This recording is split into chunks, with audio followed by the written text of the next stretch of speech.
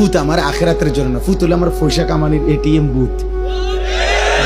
একটু গাছে গোড়া হইলে বিদেশ ফাটাই দিব, টিয়া ফাটাইবো, বিল্ডিং দিব, জমি কিনবো, তার চাচায় জমি বেছে, জ্যাঠায় জমি বেছে, সবসময় টেহা মিল না রাখলে অন্য মানুষের কাছে বেচা লাগবো। বুঝেন নাই? লুভি লুভি লুভি।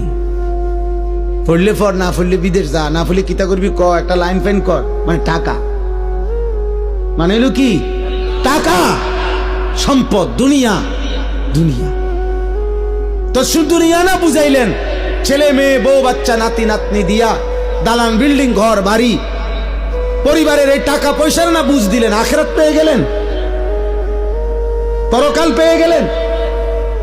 অতএব বুঝাপড়া করে। যদি বলেন না হুজুর বিদেশ আমি দুনিয়ার জন্য পাঠাই নাই, আখিরাতের জন্য পাঠাইছি, তো ও আপনি দেখেন নাই আজকে 16 বছর বয়সে এক ওয়াক্ত নামাজ পড়ে না, ওর সাথে যে কোনো বুঝাপড়া করলেন না।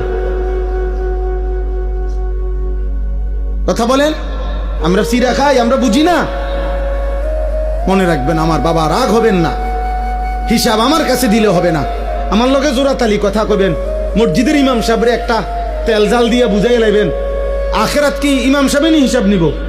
কথা বলে না, বিচার করবে ইমাম সাহেব, খতিব সাহেব, এই বক্তা কে? মহান আল্লাহ। তো ওনারে কেমনি বলবেন? আমনে বুঝাইন।